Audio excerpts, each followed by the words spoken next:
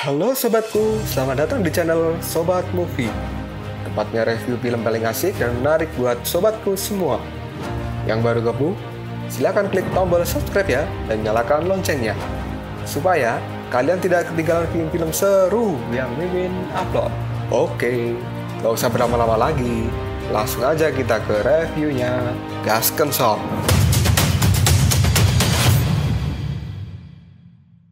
Hey, oke, sobatku terkeren, terkecil, terbaik, tersemuanya. Kita masih bersama Sobat Movie, channel alur cerita terasik sepanjang masa. Oke, pada episode sebelumnya, Sawuchi mengatakan bahwa Sun Wukong masih hidup dan sekarang jiwanya disegel di Laut Cina Selatan. Biksu Tong dan para muridnya pun datang ke Laut Cina Selatan untuk menyelamatkan jiwa Sun Wukong. Tapi mereka dikejutkan dengan kedatangan Raja Naga Laut Cina Selatan dan juga anak-anaknya. Gak usah cacicot banyak bacot, kita langsung masuk aja ke pembahasan. Biksu yang marah karena Sun Wukong disegel di tempat ini, dia akan melawan Raja Naga. Tapi sang raja kali ini tertawa dan meremehkan kelompok Biksu Tong yang dianggap sangat lemah. Aosway yang sedang bersembunyi pun dia ketahuan oleh Raja Naga, dan Aoling pun terkejut karena pria itu ternyata ada di tempat ini. Raja Naga Laut Cina Selatan pun mengejek Aosway. Hal ini membuat dirinya marah tapi tidak mampu berbuat apapun.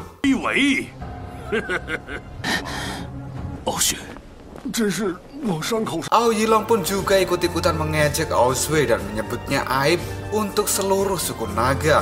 Hal ini membuat Aosway semakin emosi dan teringat dengan masa kecilnya saat dia dibully oleh Ao Yilong dan juga teman-temannya. Aosway yang sangat marah, dia pun mengeluarkan petir merah dari tubuhnya dan berubah menjadi naga raksasa yang akan menghajar kelompok Ao Yilong. Tapi biksu yang tidak terima Aosway diejek, dia pun turun tangan dan memberikan pukulan keras pada Ao Yilong sampai terlempar. Baji yang juga sudah muak dengan kesombongan Raja Naga Selatan, dia pun mulai mengumpulkan aura dan memasuki mode bertarungnya. Lalu Bailang yang tak mau menyanyiakan waktu, dia pun langsung berlari dan memasuki Laut Cina Selatan untuk menyelamatkan Sun Wukong. Aosway yang masih emosi dan akan bertarung, dia pun dicegah oleh Biksu Tong dan disuruh membantu Bailang di dasar laut. Bailang mencari keberadaan dari Sun Wukong dan api abadi kini semakin terang. Tapi tiba-tiba saja anak panah meluncur ke arah Bailang dan dia pun dikepung oleh prajurit naga Laut Selatan.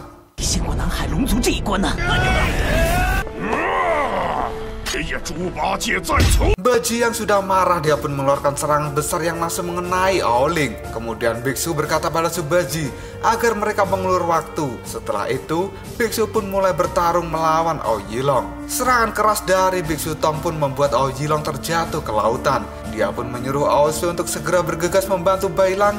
Dengan terpaksa Aosway masuk ke dasar laut. Tiba-tiba saja Raja Naga Laut Cina Selatan menyerangnya dengan keras dan menekannya pada batu penyegel. Biksu pun datang lalu memukul Raja Naga sampai terlempar. Dengan cepat Aosway pun memasuki Laut Cina Selatan dan dia disusul oleh Aoling. Raja Naga yang marah kini akan bertarung dengan Biksu Tong. Dia pun mengeluarkan serangan petir besarnya ke arah Biksu dan dengan cepat Biksu pun dapat menghindari serangan itu.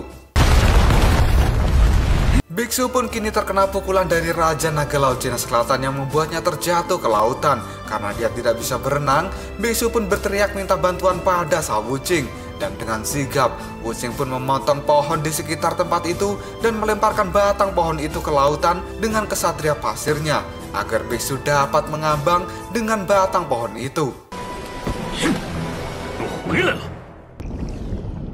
Di dalam lautan, Aosway teringat kata-kata Biksu Tong yang bergantung padanya, dan Aosway pun menjadi merasa dibutuhkan. Dia pun melihat Bailang yang dikepung prajurit naga dan dengan sigap Aosway datang membantu Bailang. Aoling yang menyusul Aosway mengatakan untuk berhenti, tapi Aosway yang marah, dia tidak akan berhenti karena Raja Naga Selatan telah bersekongkol dengan para dewa untuk mengurung jiwa Sun Wukong, dan itu adalah sebuah kesalahan besar.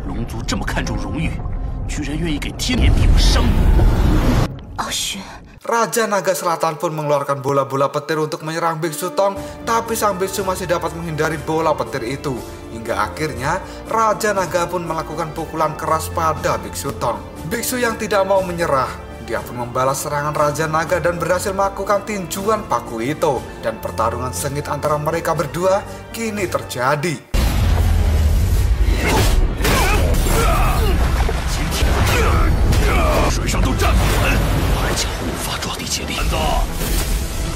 Raja Naga pun memanas-manasi biksu dengan mengatakan bahwa jiwa Sun Wukong yang tersegel akan segera lenyap dan tidak akan bisa terlahir kembali. Hal ini membuat biksu Tang menjadi marah besar dan kembali bertarung dengan Raja Naga Selatan. Yang akhirnya sang raja harus menerima pukulan paku itu bertubi-tubi tanpa bisa membalasnya.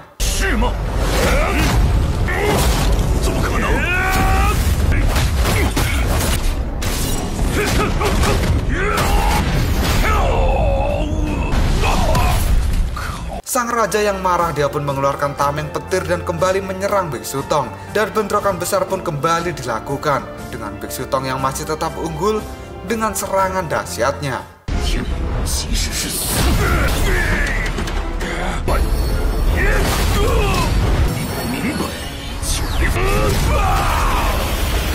Raja Naga kali ini berubah menjadi naga besar yang siap memakan Biksu Tong, tapi dengan gigih, Biksu Tong masih berani melawan Raja Naga ini. Di lain sisi, Subaji pun juga bertarung dengan sengit melawan putra kedua dari Raja Naga. Tapi kekuatan Baji masih lebih unggul saat ini.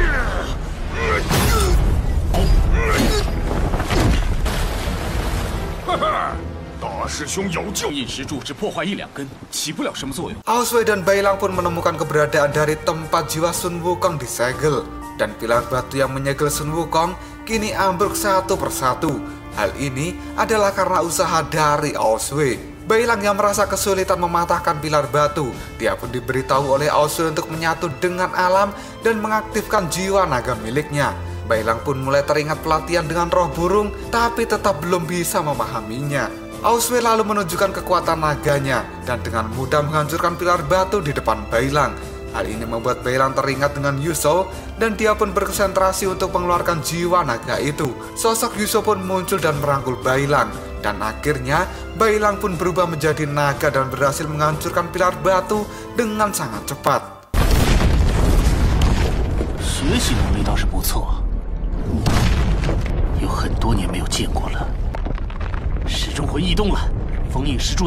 Patung batu yang menyegel Sun Wukong pun kali ini memanggil nama Bailang. Bailang pun kebingungan dan mencari di mana arah suara yang memanggilnya. Lalu Sun Wukong mengatakan kalau dia ada di depan Bailang dan telah tersegel selama 16 tahun di tempat ini. Dan semua ini adalah gara-gara Dewa Mata Tiga.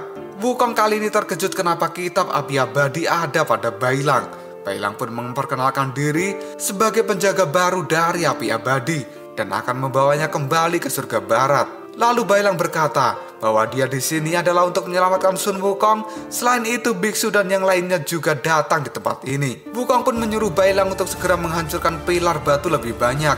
Tapi segel utamanya ada pada sebuah pedang. Aosway pun datang dan bertanya pada Bailang kenapa dia diam saja. Dan Bailang mengatakan bahwa dia harus mencari pedang penyegel jiwa Sun Wukong.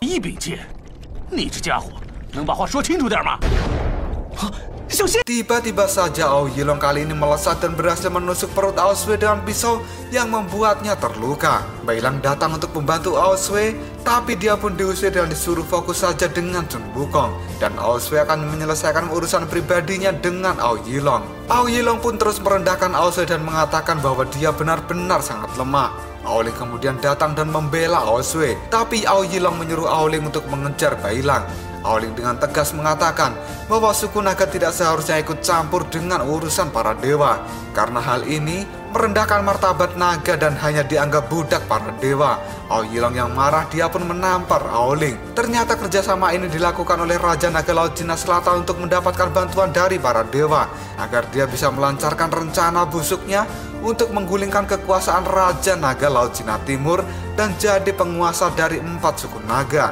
Hal ini membuat Aosway merasa jijik.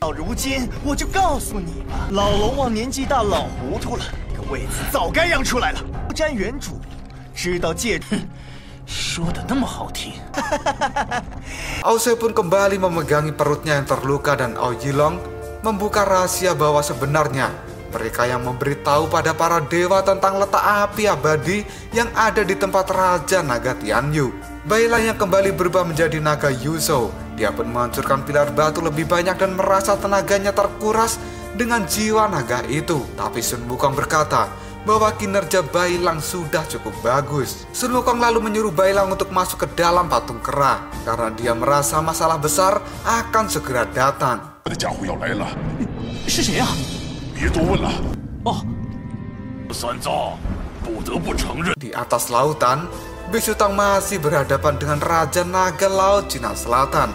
Raja Naga pun mengatakan pada Biksu Tang bahwa ada orang yang akan benar-benar menangani mereka saat ini. Dan tiba-tiba saja, langit pun mengeluarkan cahaya terang dan gerbang surgawi pun muncul.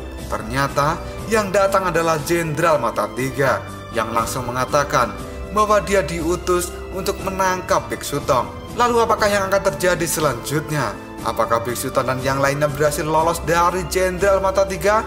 Jika kalian penasaran, tunggu aja jawabannya di next video. Ngobrol sob. Tetap stay di channel Sobat Movie dan jangan lupa klik subscribe, like, dan share ke teman-temanmu agar channel ini dapat berkembang dan menghibur kalian semua. See you next tomorrow. Bye-bye.